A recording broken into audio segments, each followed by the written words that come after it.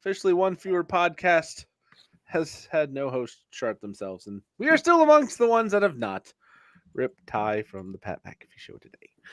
I'm Flying Ryan Gilchrist, along with. Tampa Motormouth over on. Not really sure how to follow that, so I Hey, we are probably always classy. We're always talking about on-topic things. It's sports media. Yeah, that was the thing that happened. Anyways, week 11 in the books. We're going to do our recaps. I will give my review of Buffalo and the fans, the city, in my final thoughts. So we're going to skip some of that for now. Michigan and OSU on Michigan, Ohio Saturday. State on Saturday. Don't know who I'm going to pull for quite yet. Really, just I don't know who to pull for in that game. Yeah, because The one that's good or the one that's a bunch of lying cheaters? I was listening to fantasy sports on XM, and a defense is not good when the host, a gentleman by the name of Jeff Ratcliffe, was describing USC's defense, talking about Kellen Williams as overturned trash cans. Hmm. So I'm guessing that's not complimentary of the defense.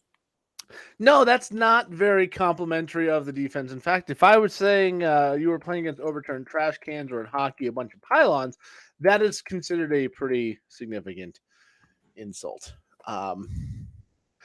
Week 11, though, had a lot of games that were better than expected and some that did not live up to the hype. Like I mean, last night's game I thought was pretty boring, personally. well, when you tend to have a team that for some reason has discovered how to score in the second half, Mm-hmm. and can we please stop blaming a performer for cursing and what happens to the Chiefs? I'm Please. good with it. Either way, just get her out of football.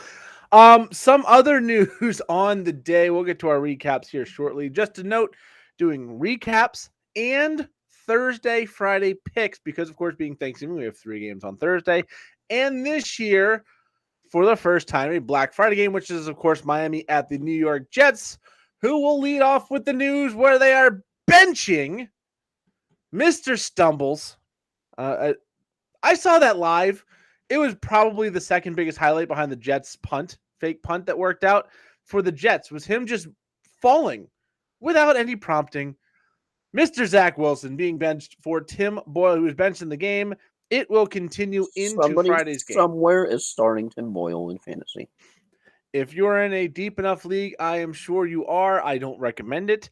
Dolphins defense has been much better, which we'll get to here once we talk about their game against the Las Vegas Raiders. And that offensive line for the Jets does not do Zach Wilson any favors. And But I'm officially out of the playoffs with all 4 of my freaking fantasy teams, and probably the worst beatdown, and I'm sure you have one from week 11 has to be grammar editing has to be on the same team. Are you ready for this? Okay. Cooper Kupp and Aaron Jones. I've got one where it's Cooper Kupp and Kenneth Walker. Yeah, just as bad. That one lost by a total of 9 points and prevented me from going to 10-1 and clinching the number 1 seed. It'll happen, but those 2 injuries held me back and I lost by 9. Joel, in the 16 teamer, you went from 6-0 to now 6-5, and on the outside, no, you're an 8th. You're still holding on to that last spot for now, but you got to get things turned around pretty quick. It doesn't matter who I play. It just feels like every week is a buzzsaw. Meanwhile, I put up 165. I'm 9-2, first place overall, and have clinched a playoff spot. 165 with Jonathan Taylor on bye. Well, I like my team there. In the 16-team league, I'm going over my initial draft, and other than Jalen Hurts, everybody is pretty much disappointment. Yeah. I'm just looking at everyone. I'm going Aaron Jones. I'm going okay. I'm going Marquise Brown. I'm going okay. I'm going Adam Thielen. Okay, that was a good one. Spot. Yeah, good week for me in fantasy for the most part. Did get a tough loss to drop to 4-7 in the league I draft up north, which would be the second year in a row where I might miss the playoffs after drafting 10th overall and winning the draft. It's weird. Draft game. Anywho, other big news today from Pittsburgh. Offensive coordinator Matt Canada has been fired. The first in-season coaching change of any kind for the Pittsburgh Steelers since, are you ready for it? 1941. Yeah. 82 years since the last time the Pittsburgh Steelers got rid of somebody mid-season, and Matt Canada has done such a poor job. He's gone. I don't know if you saw the comments after the game against Cleveland where Najee Harris was very open about the offensive struggles and saying things need to change and the defense knows what we're doing as soon as we line up. I think that's what ultimately got the firing done now and not at the end of the season. But Pittsburgh, oof, not a good look for them. Yeah, because all of a sudden you were wondering how they can continue that sustainability when just somehow they managed to eke out a win and pull something literally out of their posterior week after week after week, and it finally caught up with them. Yeah, and the thing is, Pittsburgh's offense has looked almost as bad as Zach Wilson-led Jets offense. They're 6-4, the Jets are 4-6, but honestly, offensively, they look the same. It's just that defense getting more timely plays than the Jets is right now. But that's the biggest piece of the news that have come out since Sunday. On Sunday, cough is still not 100% gone. Still sponsored by Cough Drops. Well, we got to go back to Thursday because we didn't have a game. We didn't have a podcast since last Thursday. Mark Andrews and Joe Burrow. Yeah, that was Joe Burrow for sure out for the season. Mark Andrews most likely, barring a very deep playoff run, out for the rest of the season. Joe Burrow, a torn ligament in his throwing hand. Mark Andrews is Lamar Jackson's security blanket, but with a Downing now in, that pretty much downgrades everybody in the entire Bengals offense, including Jamar Chase's. No wonder, is T. Higgins still rosterable? Yeah, it's easy for me to say. Is Tyler Boyd still rosterable? I think the only one offensively doesn't necessarily damage horrifically is Joe Mixon, because they're still going to need to hand him the ball. Move the ball forward. You got to think that Browning's going to want to default to the short passing game, which means Mixon is still going to be in play. Captain Checkdown has entered the chat, kids. But yeah, Jamar Chase, that's going to hurt. T. Higgins was barely fantasy relevant before because of injuries. And that was with a decent quarterback of Burrow's caliber. So you got to think it's going to get worse before it gets better for T. Higgins. Free agent in the offseason. Maybe a team that's red and yellow can pick him up for some big cash in the offseason that is desperately needing some help at wide receiver, as we saw last night. But let's go to that game. As Baltimore does get the win in that one, 34-20, but the game really was defined by the injury to Joe Burrow. Of course, there was the device on the hand going into Wednesday. Joel mentioned it on the podcast last week. Turns out it was some kind of issue because it popped and he's out. Yeah, you just saw that reaction. You just saw that reaction of how utterly frustrated he was. You know that it was not good. Mm-hmm. Anytime the guy's on the sideline saying, I heard a pop or I felt a pop, not usually a good thing. Baltimore 8-3, first place in the AFC following this win. But again, losing Mark Andrews is a big deal. We'll see how they do without him going forward. Isaiah likely could be a good fill-in, but he's not Mark Andrews. Yeah, because, Lamar Jackson, to his fantasy relevance that most managers tended to expect after a number of underwhelming weeks, Gus Bus continues to be Gus Bus, even with the threat of Keaton Mitchell and Joe Mixon. He's going to be leaned on even more going forward. Of course, the 3 down, just Joe Burrow, passing game that just looked fractured even before Burrow left. Just when you downgrade to Browning, it just brings out all of the yuck. And Mark Andrews, just another nightmare for Mr. Andrews, has came into the game looking to try to lead all the tight ends with the touchdowns, but that just appears to be over, as he is likely done for the year with the injury. As you said, not positive, but definitely looks like it. And oh man, just Tyler Boyd, just a very quiet night. Even despite T. Higgins missing, you would think he would be the go-to option. Yeah, with Burrow, it would have been fine, but once Burrow was lost, that was over. Baltimore again, 8-3, Cincinnati 5-5, and now in severe danger of missing the playoffs. Right now on the outside looking in, and without Burrow, it's not getting any easier. Just the team once again trying to get back to the Super Bowl seems to be cursed. Yeah. Next up, Dallas goes into Carolina and lays the beat down on the Panthers, 33-10. Dallas 7-3. The Panthers 1-9. Dallas going to start feasting on a very easy slate of games coming up. The Panthers, though, continue to struggle. Adam Thielen is the lone bright spot on this team. They need wide receivers. Bryce Young, there was a report that came out who was throwing the most accurate balls versus inaccurate and who's throwing into tight windows and who's wide open. Bryce Young was throwing into the tightest windows, least amount of separation for the wide receivers, but was the most accurate. So get him some wide receivers that can get open. I think he's still salvageable, but this year has been a completely lost year for Carolina, who is 1-9.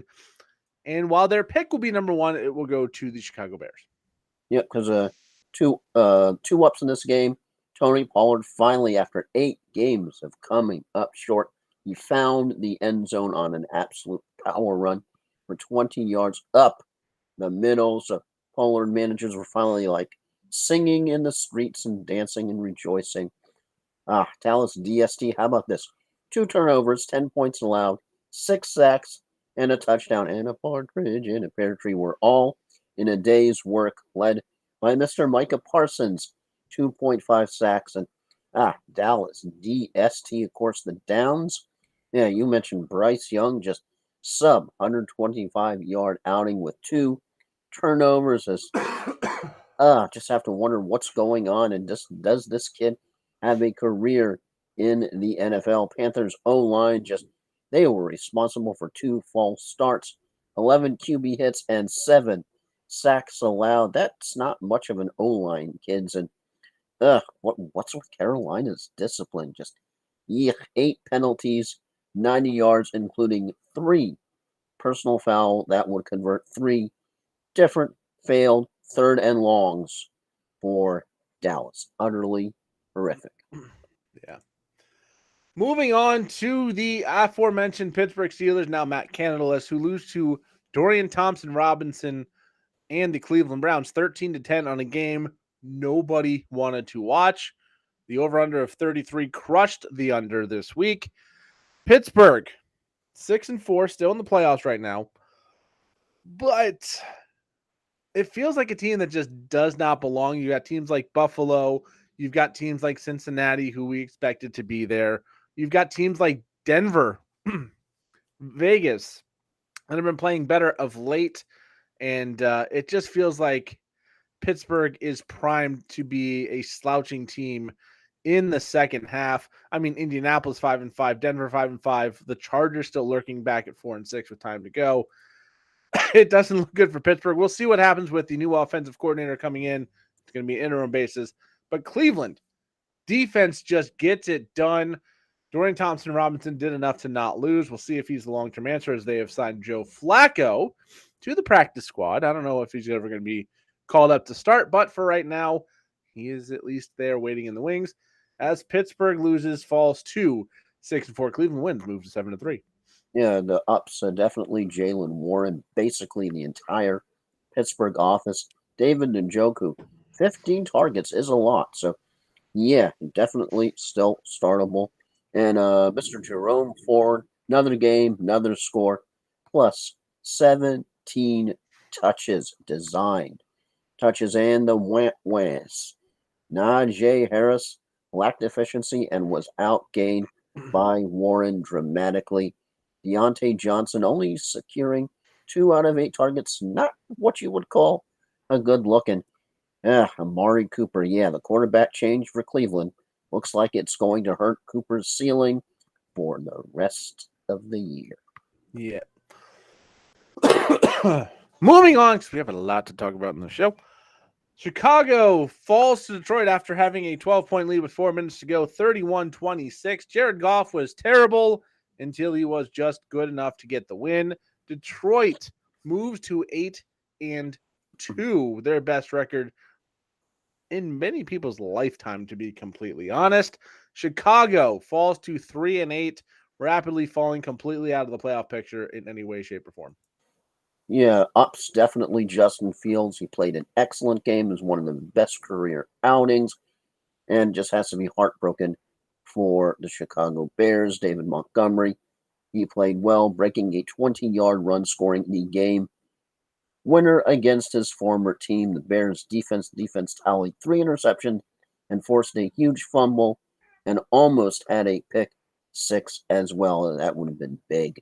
WR1s, yeah, you can't say enough about DJ Moore and Amon-Ra St. Brown. You started them. You were a happy camper the West of this game. The Bears' rushing attack just struggling to run the ball. Got to give credit to Detroit's run D. They didn't make it easy for the Bears all day long.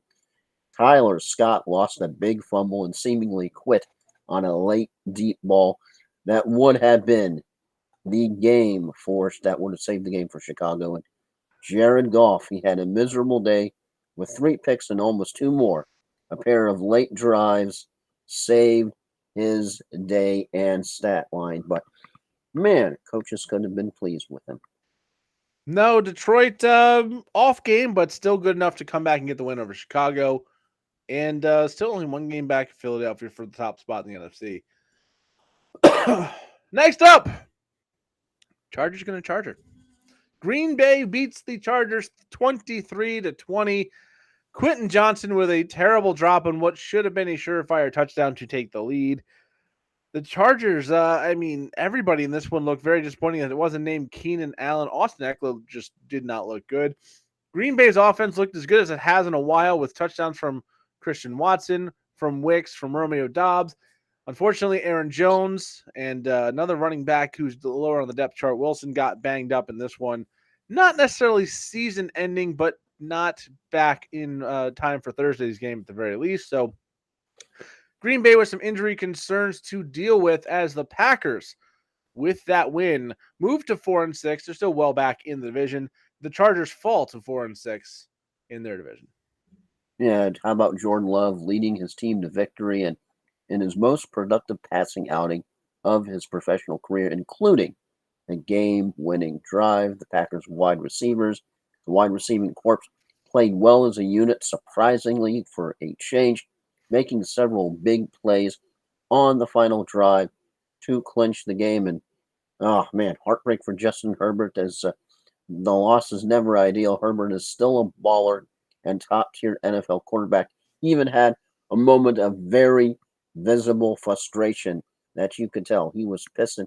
I think he might be slowly reaching the point where he's had enough of the shenanigans in Charger land. And Keenan Allen, despite a few costly mistakes, he finished the game with his 37th career 100-yard game. And, oh boy, just the downs. Aaron Jones, you have to bring it forward. He was on a snap count even before he left the game in the second quarter with a knee injury.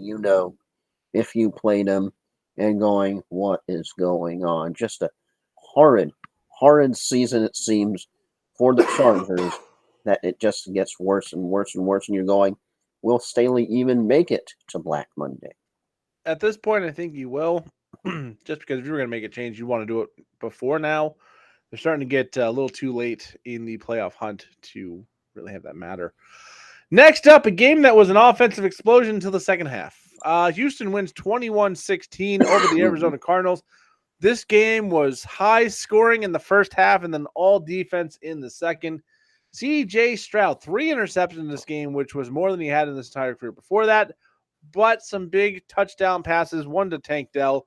And after the game, he said, my confidence is not going anywhere. Steph Curry, he does not go out and think he's going to miss a shot. He's just going to keep putting it up. And that was what C.J. Stroud was trying to say he was going to keep doing. Houston 6-4, firmly in the playoff picture right now. Arizona falls to 2-9, but have looked a lot better with Kyler Murray back under center. Yeah, the superstar of the day has to be the Tank himself, recording 10 plus targets, 6 plus receptions, and a touchdown in 3 consecutive games. Devin Singletary basically taking over the entire offense for the fading and vanishing one, Damian Pierce. And the downs, yeah. If you start him, Marquise Brown, I'm not calling him Hollywood anymore. I'm calling him Marquise Van Noyes Brown because he ain't Hollywood recently. And James Conner, just a little bit of a slight downtick there for the second straight week. Tank Dell has been an absolute monster. I actually made a preseason fantasy trade that I received Tank Dell in a first round pick. Again, Dynasty. That pick right now would be the number 2 overall, and it's very, very close to falling to the number 1 overall pick. What do you think I'd have to give up for that now, Joel? Just a little bit more. You'd have to give up a ton. For Tank Dell in 101 or 102, I gave up George Pickens. I planted my flag. I said, hey, I know Pickens is good, but I want a little bit of a drama there. Yeah, I took my shot and said, I want Tank Dell.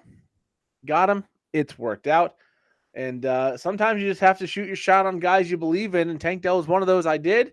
And it's paid huge dividends by getting that guy on my roster. Moving forward to Tennessee at Jacksonville. Tennessee looks bad.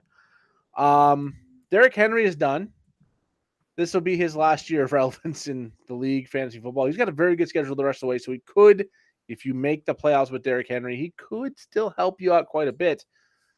But he's been atrocious for the last few weeks. Jacksonville bounced back nicely after getting drilled by San Francisco. Gets a dominant win over the Tennessee Titans. They win this game 34-14. And it wasn't that close. Trevor Lawrence, 4 touchdowns, 2 through the air to Calvin Ridley, and 2 on the ground. The Titans just did not get anything going.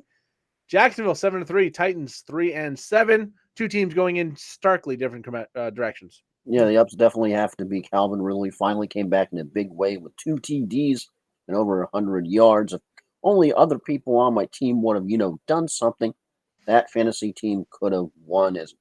Trevor Lawrence finally threw 2 TDs to Ridley and scored 2 on the ground himself, coming back, and they needed to get right game big time. The Went was for this game. Sadly, both of the superstar TDs, it's sad. Only 10 carries and did nothing with them for Derrick Henry, as this could be the end of the Derrick Henry, King Henry era. That would be sad.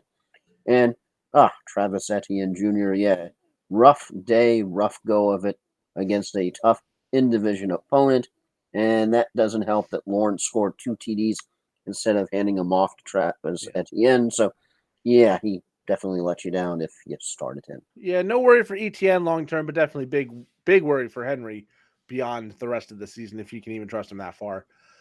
Next up, Miami beats Las Vegas in Miami 20-13 in a game they were very sloppy in. Achane comes back and immediately gets re-injured. Salvin Ahmed, he is now injured with a foot injury, out for the rest of the season. Jeff Wilson was inactive, so Mostert ended the game as the only active running back on the roster. Tyreek Hill had an injury scare with a hand injury, came back and was just fine, was a monster in this game, as he usually is. But Jalen Ramsey in his 3rd game for the Dolphins proves the value and why the Dolphins went out and got him. 2 picks, including one in the final seconds in the end zone to clinch this one. 20-13 Miami. Offense put up over 400 yards and was a disappointing offensive day because they did not score a ton of points. Vegas, first loss since Antonio Pierce got the interim head coach role. And they hung tough with a very good team. So I think brighter days are ahead for Las Vegas. Kansas City next week, though, is not doing them any favors. Miami, Jets on the Black Friday game. That, after seeing what the Jets did in Buffalo, is a must win for Miami.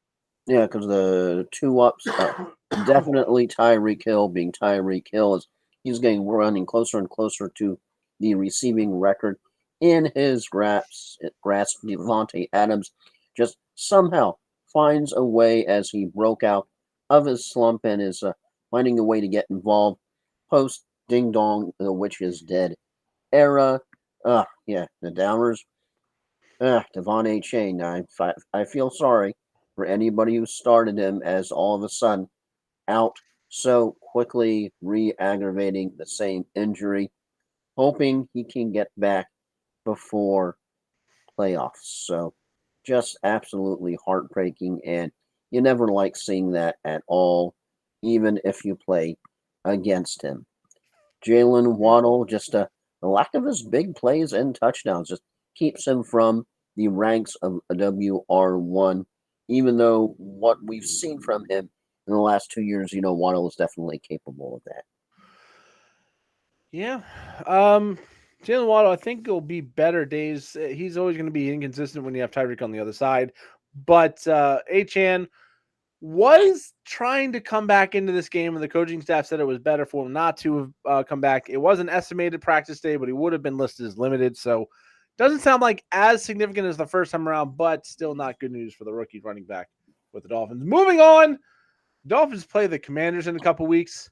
And what Tommy DeVito did to them on Sunday, Washington should not be looking forward to that game against the Dolphins. Is Tommy DeVito lit them up, and to the tune of just an absolute beatdown, 31-19. That's despite being sacked 9 different times in this game by the Washington Commanders. Saquon Barkley looked as good as he has all season long.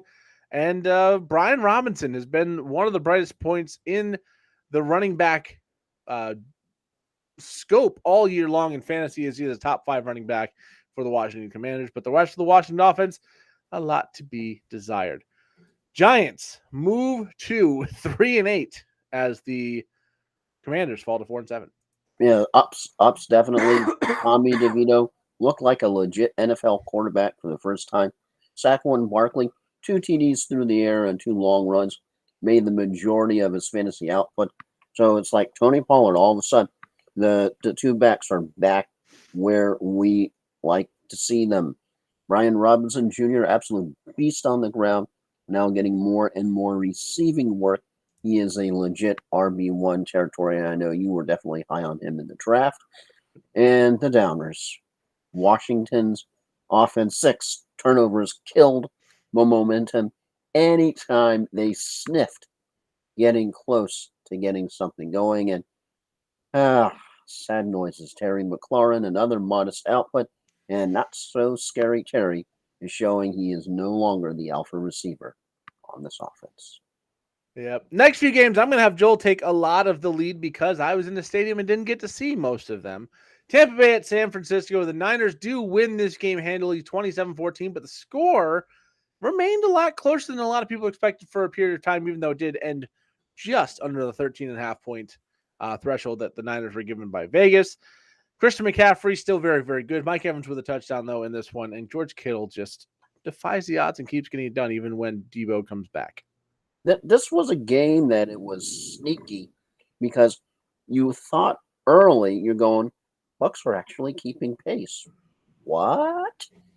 Could we be thinking the crazy impossible dream? Yeah, no. Then pretty much as you got closer to the second half, San Francisco just sort of went yoink. So as just Brock Purdy could have thrown easily for 500 yards and 5 touchdowns, but Ayuk you had the 76-yard touchdown in what was at the time the longest of the season, and just it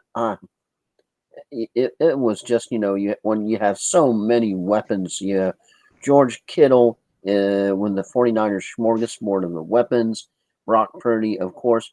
Is there anyone who still thinks he's a quote unquote system quarterback? As it doesn't matter who he goes up against. I mean, you had the losing streak, but they have bounced back. I mean, he kept up with the good times rolling against Tampa's definitely subpar secondary. But the one of the definite surprises, I think, in this game, especially up against this run defense, has been Rachaad White, who really kind of seemed to vanish early season, but late season, he has morphed into a legit RB1, and all of a sudden you're starting him. You're not starting him in flex, where maybe you sort of put him in and go, oh, maybe he'll do something.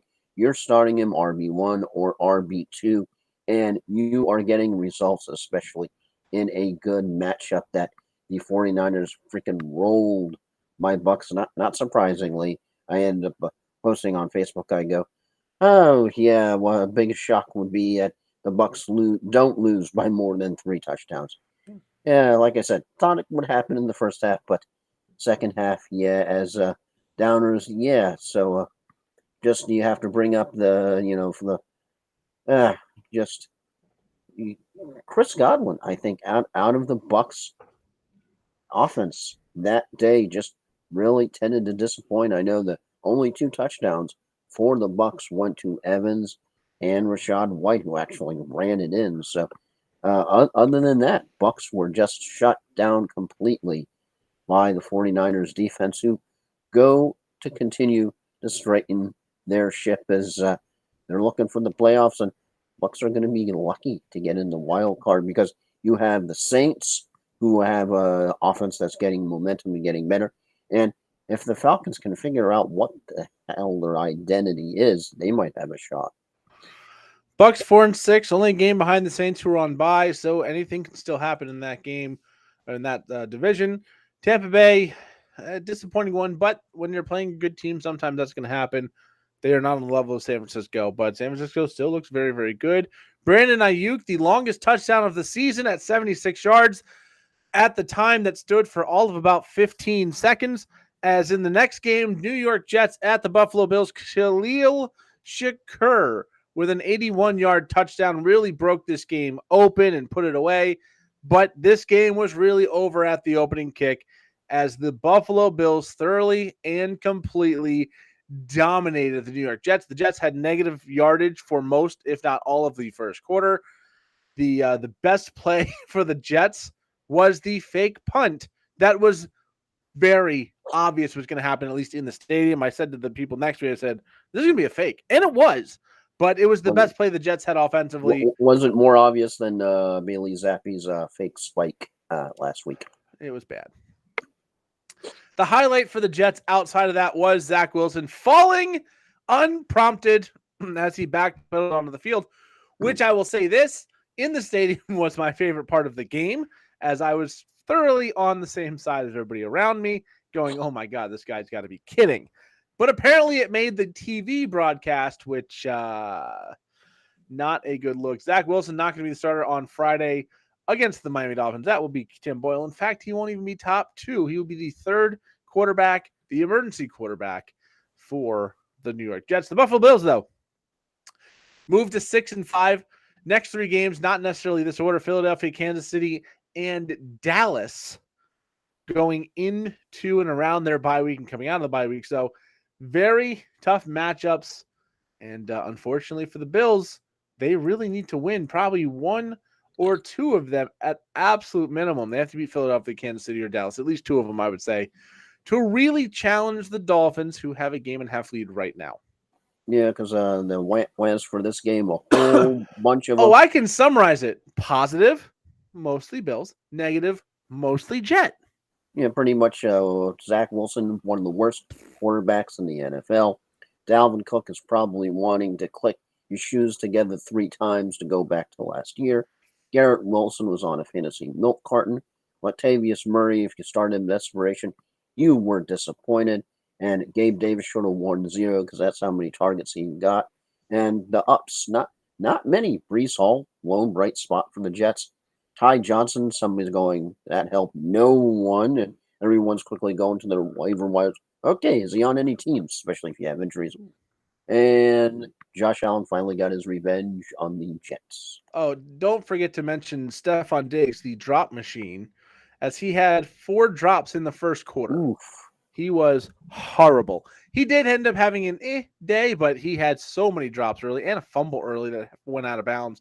Not a good day for Diggs. The Buffalo Bills, though, the offense looked a lot better, but the Jets were infighting on the sideline.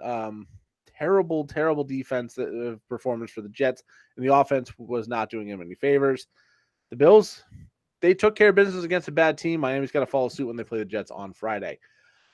Next up, Seattle at the Rams. Seattle had a nice lead in this game, and then the Rams came back and won it after they lost Cooper Kupp to an ankle injury. Low ankle injury, still possible to play next weekend. 17-16, Rams get the win. Seattle left scratching their heads as they continue to battle for first place in the division with San Francisco, but they've now fallen one game behind. Yeah, the ups. DK Metcalf, he came up big and had a 53-yard reception. Definitely beast mode once again. And how about this one? If you've had him on your bench or stashed him away, Zach Charbonnet didn't stand out, but seems like he is the starter moving forward. Yeah, as we get to the downs, that would be both Cooper Kupp and Kenneth Walker. Yeah, both exited the game with injuries and did not return. And Daryl Henderson Jr. Yeah, everyone is very thankful that Kyron Williams is back next week because he's cooked. Daryl Henderson has been released to make room for Kyron Williams, and to quote the line from The Simpsons. So that's it. After 20 years, so long, good luck. The Rams reply, I don't recall saying good luck. Basically, Daryl Henderson, thanks for coming in, helping us out. Now get the hell out. You are gone. Yeah. Next up, the hottest team in football loses to the new hottest team in football as Denver wins over Minnesota 21-20 on a late Cortland Sutton touchdown. Minnesota falls to 6-5, still holding on to the 17. But the Denver Broncos, 4-game winning streak is the longest in the NFL right now. They have rebounded to 5-5. And Miami still has not beaten a quote-unquote over 500 team, but Denver has a chance to change that when they play Cleveland and Dorian Thompson-Robinson next week. The 70-point beatdown really has helped shape that defense into a cohesive unit in the last few weeks. They've shut down Minnesota, Kansas City, Buffalo, and Kansas City, all to under 21 or 22 points. And Denver, 4 in a row. They're getting it going. I think Sean Payton, his talents, his talent, his skills as a coach are starting to come through. The Nathaniel Hackett funk that I've had, that Nathaniel Hackett left behind in the Denver's facility, I think is finally gone. Russell Wilson looks like Russell Wilson almost. And this offense looks much, much better. Defense looks much, much better with the same team. So Denver, this is the other game we disagreed on. You've got Baltimore, and I got Denver. So an even 8-6 week for both of us. Board is not updated. But Denver, 4 straight wins, 21-20 over Minnesota. And both teams, not their best night, but very competitive game on Sunday Night Football. Yeah, as Samaje Perine, definitely significant involvement in passing game, especially on the Broncos' final drive. He's finally becoming startable. Cortland Sutton made the biggest play of the night. He's just becoming a freaking superstar highlight machine. And it's just like, okay, I'm starting him at name you might have had on your roster or stashed away somewhere. Ty Chandler made 2 critical plays, of course, in for Alexander Madison, who, of course, was in concussion protocol. No, he played. Madison played in this game. He did play? Yeah, he played, and he was actually not too bad. Oh, okay. I sit corrected. So he made 2 critical plays on a fake punt, and a 3rd and 20, also touched the ball 14 times. So even though Madison played, this definitely has to affect Madison's value because he's really been kind of meh all year long. So yeah, Ty Chandler could come away and he could steal that starting spot from him very, very easily. The whammies, besides me not realizing that Madison played. Yeah, Alexander Madison's stat line, 18 for 81, 1 reception for -1, and a fumble lost. What was his fantasy point line? 6 because of the fumble lost. So that would be he allegedly played, but you really can't prove it if asked in a court of law. But the three downs plus the 1, of course. Yeah, that'd be Javonte Williams, inefficient in the run game and minimal involvement in the passing game. Jordan Addison, just 6 targets and did not make the impact that he has been making, of course. And Marvin Mims, the days of big plays seem to be getting further and further away. Yeah, moving on to the Super Bowl rematch. I will admit I fell asleep very early in this game after all the getting back to the airport and getting back to Florida on yesterday. I fell asleep early.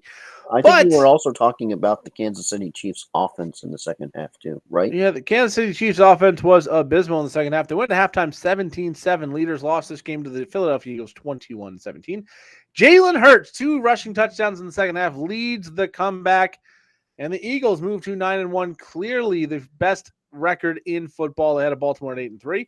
The Chiefs fall to 7-3 in ties with Jacksonville in Miami behind Baltimore in the AFC. Yeah, as there was a tale of two halves all of a sudden.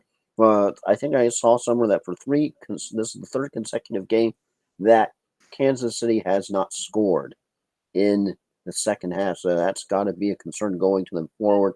We remember in the first time around when it was the Lions coming in and it was Kadarius Toney who was the goat, literally. And this time around was Marquez Valdes-Scantling. Of course, had the oopsie late. I mean, granted, you had the hard weather and the rain and all that, but still, yeah, Toney had to be like, thank God somebody else other than me is going to be the focus this week. As I was definitely surprised that the Eagles came back because one clear, glaring thing that you see out of KC is that, yeah, Kelsey is pretty much the main target for Patrick Mahomes. It ain't Sky Moore. It's not Kadarius Toney. It's not Valdes-Scantling. As they really don't, they only have a wide receiving core, it seems, in name only. And I even saw something that you had Travis Kelsey talking about mulling over retirement. So, I mean, that many surgeries he's had, all the pain that one can imagine that he has to deal with, and you kind of have a down season for them. I mean, that's up for most other teams. That thing that's going around that old conscious and the cerebral cortex, and it tends to get stronger and stronger. When you win, it cures all and it cures everything. But when you tend to have a little bit of hiccup here and a little bit of hiccup there, everything kind of exacerbates. Yeah, Travis Kelsey is 34 right now. He'll be 35 if he plays another season.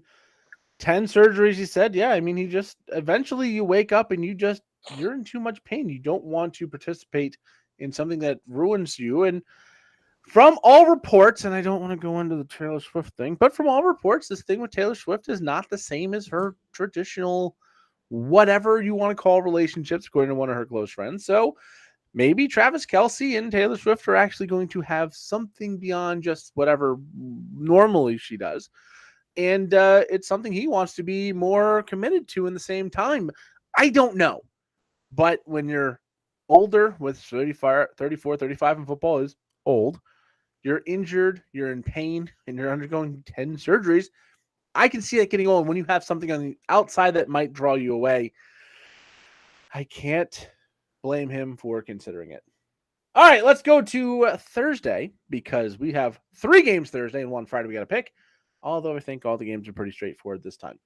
First up, Green Bay at Detroit for the Packers. It will be A.J. Dillon if he's healthy enough to play. If not, avoid the running game at all costs. And I think Wicks and Dobbs are your best bet at wide receivers, but nothing great there. Luke Musgrave was in the hospital with an injury that didn't really pop up on Sunday. He will not necessarily be there as well. So not a great matchup for any of the Packers, but those are your best options. For Detroit, you're going to play Gibbs. You're going to play Montgomery. You're going to play Amon-Ra St. Brown. And even though Sam Laporta has been down for a little while, he is a tight end, and he is good enough to be in your starting lineup as well. And Jared Goff, even though no bye weeks this week, Jared Goff is at least still a streamable option. This game is in Detroit. Thanksgiving Classic. Detroit dominated Green Bay in Green Bay. Who gets the win? Yeah, it's kind of easy, cut and dry with this one. 4-1 home record for the Detroit Lions. Last 5 games, 4-1. Green Bay has a horrid away record. Last 5 games, they are 2-3. I think it's even with the Green Bay miracle win this week, if you can call it that. You still have to pick Detroit. I mean, it's like, picks is like 97% Detroit. I mean, Yeah. very few people, I think, would pick Green Bay. Yeah, I'm taking Detroit. This is not something I have to think about. I saw them destroy Green Bay in Green Bay, and Green Bay hasn't looked particularly good since. Now they're beat up in the running game, which makes them one-dimensional. This Detroit offense is going to be good. Detroit defense is going to be able to tee off on Jordan Love, and I just think Detroit take care of business. Moving on to Washington at Dallas. Remember, Washington just lost to the Giants by 12 after the Dallas Cowboys beat the Giants by 32 the week before. For Washington, you're going to play Brian Robinson. You're going to play Logan Thomas because tight end is terrible. You're probably going to be forced into playing Terry McLaurin at the wide receiver spot. And you could get desperate enough to play Sam Howell. For the Cowboys, Dak Prescott, Jake Ferguson, CeeDee Lamb all need to be in your lineup. And Tony Pollard, even though he had a good game, not the best play, but you're probably going to at least consider him if he's on your roster as well. Dallas 7-3, lot to play for, still not out of that divisional race. Washington, if they lose, I think they are pretty much toast, even though they're kind of already toasted 4-7. Who gets the win? Yeah, as Chase Young being traded away just has really affected the Commanders in a huge, huge way. You look at the Dallas Cowboys undefeated at home, 4-0 last 5 games, 4-1. Not a great, but also not a bad away record for the Commanders at 500, 3-3. But last 5 games, yeah, 1-4. So I know Sam Howell has been pretty decent in fantasy, but it's very hard picking Washington here. I got to go with Dallas, and until they get shown up and proven otherwise, they're legit. Yeah, you mentioned 1-4 in the last 5. Lost to Chicago and 2 to the Giants in that stretch. They could be very easily like a 7-4 team on a soft schedule, but they're not getting it done. So everybody's Miami doesn't win against good teams; they only beat bad teams. Well, some bad teams lose to bad teams, and if you're beating bad teams, you're a good team. So I'm going to take Dallas because Dallas is beating those bad teams, and they're struggling against good teams, a la Miami. And Washington is a bad team. So I'm going to take Dallas. Not too much thought having to go into that one. Next up, Seattle host the San Francisco 49ers in a big game in the NFC West. Seattle's 1 game back. Up first place San Francisco at 7-3. Seattle 6-4. For the 49ers, if you have them, fire them up. Purdy, McCaffrey, Ayuk, Samuel, and Kittle all in your starting lineup. For Seattle, DK Metcalf had one of his best games of the season. Zach Charbonnet, even though it's going to be a tough matchup, is going to get all the work in flex consideration. Tyler Lockett, always a boom-bust option, more consistent than a lot of boom-bust guys, but still boom-bust at the end of the day. And Geno Smith, I think, is a long-shot desperation play this week. All in all, this is a big game. Seattle wins. They pull back even and ahead of San Francisco on the tiebreaker. If they lose, they're 2 games back with just a handful left to go. Who gets the win? Yeah, with this one, it's Seattle definitely has had a good home record with only 1 loss. Last 5, 3-2.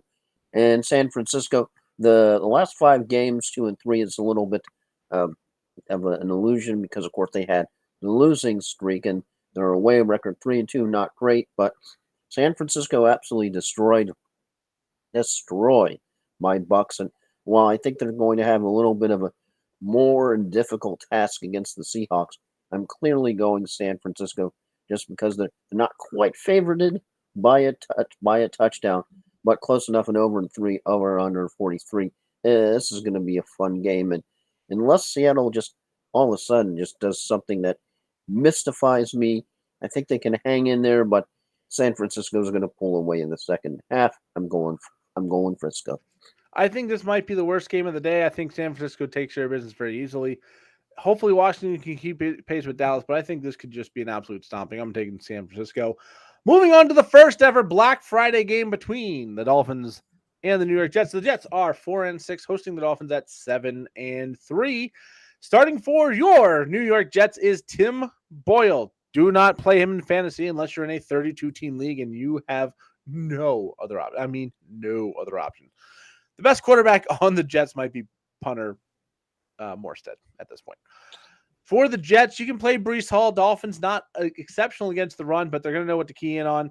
Garrett Wilson, you draft him too high to bench him, but you have to remember the Jets have had 1 offensive touchdown in the last 45 drives. You are depending on something happening that really has not occurred. For the Dolphins, Tyreek Hill, if he is even in consideration to be benched, you are out of your mind. I can't even say the words I want to say. You are absolutely out of your mind. Tua Tagovailoa is going to be a tough matchup, but still probably good enough to play. Raheem Mostert, I mentioned Ahmed, I mentioned Achane getting hurt. He is going to be a bell cow running back for the very good offense, and you can run on the Jets. We saw James Cook do it against Buffalo, and James Cook, surprisingly, top 10 in the league in rushing on the season. Yeah. Jalen Waddle also in your lineup because he's too good to bench, even in a tough matchup. Now, we did see Diggs and Gabe Davis get shut down, but Tyreek is a whole different animal. The Jets, when there's a quarterback change, teams can get a little squirrely and be a little more motivated. Do the Jets have an absolute monster upside in them? Or the thing in your mind that you can't say, would that be like a Demolition Man? You have been fined 1 credit for a violation of the morality code. Yeah. Yes, if I say it, it would be a violation of a lot of codes. Yes, as you're looking at the home records and the away records, I think that's definitely what you should not look at, because Vegas is having Miami be 10-point favorites, almost $5 by 20 cents. That tells you pretty much all you need to know. That tells you how much of a beatdown this game is going to be, over under 41. Yeah. I'm picking the Dolphins. I think it's not going to be very pretty. Yeah, I think the Dolphins take it. I do want to. Everybody wants to mention the away record. They are 2-3 again. Those losses are against Buffalo, in Buffalo, Philadelphia, and Kansas City. Home team was Kansas City, but it was in Germany. So big time, top flight opponents on the road. The Jets, they're not a top flight opponent. The Dolphins, for the most part, have kicked the teeth in of a medium flight opponent? No, the Dolphins have kicked the teeth in of bad teams, and I think this is going to be a very tough day for Tim Boyle. I think the Dolphins get it done. Are the Jets an economic class opponent? No. Are they stick them in the luggage compartment class opponent? They are well, they're what happened on the Pat McAfee show today. They are just a shart, and yeah, I kind of worry that Salah's going to lose his job, even though he's not the problem. It's that this offensive line is bad. Expect a big day from the Dolphins defense. I think Chubb gets in there. I think Phillips gets in there, gets sacks, and I wouldn't be surprised to see Ramsey and Howard both get picks in this game, just because the Jets, man, short week to get ready for a very good opponent and break in a new starting quarterback. I don't like their odds. Anyways, that is our picks for the first games. We'll be back later in the week to do the other 12 games. No bye weeks this week. On Friday. Yep, Friday as of now is the day. I believe that's going to stick. Definitely will stick because I'm not going to be around Saturday night. So Friday night will be the rest of our picks. Now, final thoughts. I know what mine is, so I'm going to go with Joel to start us off. My final thought is, once again, FedEx Field in the news following a Giants upsetting of the Commanders. Not quite as bad as what happened. It's not raining poo. At the other time, but still, I can imagine you heard screams from a shower somewhere as after it was in the 50s. So yeah, 3 hours of football, you probably want to get in, have a nice warm shower. Only slight problem: neither locker room had any warm water at FedEx Field, and I'm sure, as I said, somebody had to be screaming at the top of their lungs as the cold water hit them, because you've ever had a cold shower in your life, as I tend to remember the time. Yes, summer camp up there in Cleveland, Georgia, when they run out of hot water. Yes, that's so much fun. So, way to go, FedEx Field. Josh Harris, I think you need to spend some more money and get those folks some nice hot water. Yeah, it's a pipe break under the stadium. They couldn't have gotten it fixed without shutting down the entire water system for the stadium, so they had to make a business decision on that. The whole stadium's a turd. Harris has a lot of work to do, but the ghost of Dan Snyder strikes again. And if you haven't had a cold shower, you've clearly never been in Florida after a hurricane knocks out your power. When it's 100 degrees outside, it's not the end of the world, but when it's 50, that's not particularly enjoyable. As mentioned at the start of the show, my final thought is going to be a reflection of my trip to Buffalo. Of course, it was a great time because the people I went with, anytime we do anything, it's usually an exceptionally fun experience. Let's start with the highlight of the trip. I learned on March 4th, 1964, it was one of the most important days in human history, Joel. Do you know what happened March 4th of 1964. That was the first day a buffalo wing was ever served. It was served at the original Anchor Bar in downtown Buffalo. We actually went there to get the original classic buffalo wing, and it was exceptional. It was probably the best part of the trip because the game was an absolute turd. We had our fun, but nothing really stood out with. Like, we went to Green Bay. They had Titletown. They had a Hall of Fame in the stadium. They had a great stadium tour. They had Titletown across the street. It has a full size football field, playgrounds, all this stuff to do. In Buffalo, it was just a stadium and houses. It was kind of weird. We did have some fun. We found a simulator place. We threw some footballs. My shoulder's still killing me for throwing about probably 700 passes between the simulator and the tailgate. Tailgate was good. Game was a steaming pile of turds, which you can't control that. You never know when you buy a ticket if the game's going to be good or bad. Sometimes you go to a hockey game and it's a 9-1 blowout and it's not worth watching. Same here. Now, review of the stadium. Not as nice as Green Bay. Now, we did have cold metal bleachers on a very cold frozen night. Didn't help things. The game not being competitive didn't help things. The obnoxious idiots behind us that kept going, "Oh, we're back, baby! The Bills are back!" When they were pounding Zach Wilson, who is now benched, didn't help. Stadium was okay. Not as good as Lambeau. And to the Bills Mafia, please just understand that now that I've seen where you come from, I understand why you jump through tables. I understand why you're absolutely out of your mind, because there's just nothing else there for you to latch onto. There is no hope. There was a sign coming into the town that said you are 56 minutes away from your getaway, and we're like, that's all it would take to get away from this. Yeah. Overall, Buffalo kind of just was a place. I mean, if I have to summarize Buffalo in a way that Joel would understand and some other people would understand, it's basically like the whole town is the area around Dale Mabry. Oh, okay. Like, there's no real proper downtown skyscrapers like you would expect out of a bigger city. I know it's a small market team. But yeah, it just wasn't as impressive of a city as I hoped. Like, Green Bay had its charm, its quirks. It had its unique things. And this one was just like, yeah, it's kind of a generic small town that has a football team for some reason. And can I just say the Bills Mafia is the most delusional, psychotic bunch of people I've ever met, that they think beating the Jets by a large margin when it's Zach Wilson makes them back from losing and almost losing to the Giants, the Broncos. And let's see, who are they playing this week? They're playing Philadelphia. Then they play Kansas City after the bye and Dallas down the line. They're looking at 6-8.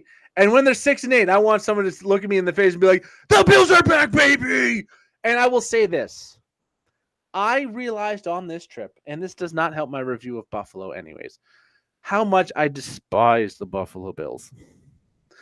I went in with a Josh Allen jersey because I have a jersey, and I was rooting for the home team because I also despise the New York Jets. So we're leaving the hotel, and I'm in this jersey because we're going to the game, and that's what you wear to the game. And I come off the elevator. There's an elevator across. He's going on the elevator. I'm coming off. And he looks at me. He goes, "Oh, hey, go Bills." And I go, go. Bleh. I couldn't say it. I couldn't actually root for the team if I had to. So, for those of you who don't know, the Buffalo Bills have a fight song that they play after every touchdown as a mock knockoff shout. You make me want to shout. It's a mock knockup of that, and it's just cringeworthy. But there's actually lyrics to it about having spirit and they're rolling and whatever. I hated the song. I always have, but I hate it worse now that I know what the lyrics are. But you can hear on the TV at some point they go, "Hey, hey," in the crowd, "Hey," back. That's fine. But when it went to the "Let's go," yeah, I still can't say it. You wanted to go away. No, when it said "Let's go" city name, I went, I'm not saying that because I couldn't do it. I couldn't do it. So yeah, I realized how much I hate the Buffalo Bills and how generic and not impressive the city of Buffalo is as a whole. The trip, though, because of who I was with and we found our ways to make it fun, We did our credit card roulette for dinner. I actually paid for the buffalo wings, which was one of the cheapest options on the weekend, so that was worked out pretty nicely. The simulator was a lot of fun. The tailgating was fun. And, talking through the game and hanging out with the people I was with just really made the trip awesome. Not that I had any doubt that was going to happen. But, going out of that, we were all kind of disappointed with the city of Buffalo as a whole. And, I know the stadium is set for the demolition, a new one to come in its place, and I think that is very, very warranted. Next year, it sounds like Jacksonville is going to be the game, so everybody's going to come south. We'll see what Duval has for us. But so far, the rankings would be Green Bay 1, Buffalo 2, with 28 more stadiums to go as a group. So that's my rant and hate for Buffalo put on full display. Anyways, that's our time. I am Flying Ryan Gilchrist, who no longer has a following in Buffalo. Along with Tampa Motormouth, Joel Verlin. And we'll be back Friday to do the rest of our picks. I wonder if I'll pick Buffalo against Philadelphia. Spoiler alert, hell no.